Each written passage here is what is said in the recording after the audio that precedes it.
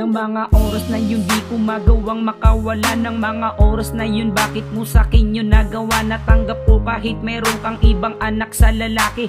Di ko inisip kung tayo'y magiging miserable. Nang dumating ka sakin, ako ang iyong sandalan. Ako ang nagsilbing pader mo at naging daanan upang takasan mo ang madilim mong tinatahak. Imbis na bumalik ko, tinatapakan mong daanan. Inilihis ko to, alam kundi yung kasagutan. Ayaw kong makasabay mula sa mga katanungan ko, kaya nilihim ko kahit sa isip ko gumugulo. Kaya binaliwala na lang mga katanungan ko. Tayo'y nagdesisyon na lumayo at mangupahan para makaiwas sa kahapon mong naiwanan. Kaya mas pinagbutihan ko lalo aking trabaho. Kahit na mahirap di ko ininda para mabago.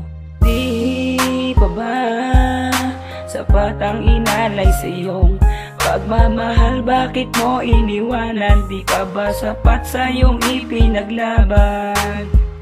Matapos kong ipaglaban ang pagmamahal ko sa iyo, bakit iniwan mo?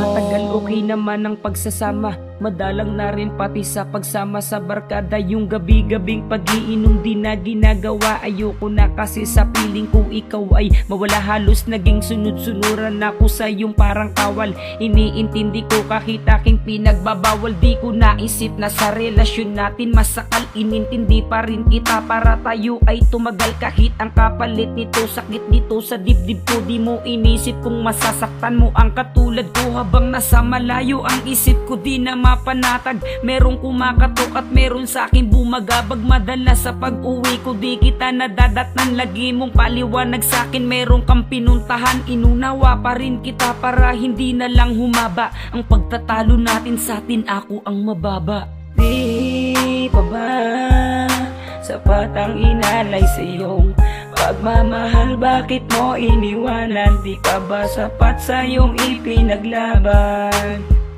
Matapos kong ipaglaban ang pagmamahal ko sa iyo, bakit iniwan mo? Ng mga panahong iniwan mo, wala kong malapitan kundi ang alak na gabi-gabing naging sandalan. Galit ang nanalaitay sa pangakong tinalikuran. Mga luhong gusto mong makuha sa pinagpaguran na ibigay sa'yo, pero bakit tinalikuran mo? Di ko lang matanggap, wala na kong puwang sa puso mo. Di naman tayo nagtalo, bakit mo sa'kin nagawa ang pagsabayin mo kami? Iyo na bang kinatuwa? Di mo man lang naisip ang anak mo pa ay maliit. Wala kang kwentang tao, di lang ako ang iyong nasaktan. Pati na yung batang iningatan mo ng 6 na buwan. Hindi mo ba naisip kung ano bang kakahantungan? Tanging kapakanan mo lang lagi mong iniisip. Sana wag kayo magkita ni karma sa panaginip. Hanggang dito na lang ang tanging mensahe ko sa'yo. Tanggap ko nang di ko na bago ang babaeng tulad mo.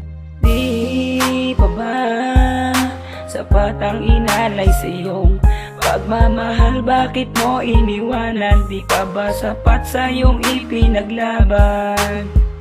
Matapos kong ipaglaban ang pagmamahal ko sa iyo, bakit iniwan mo?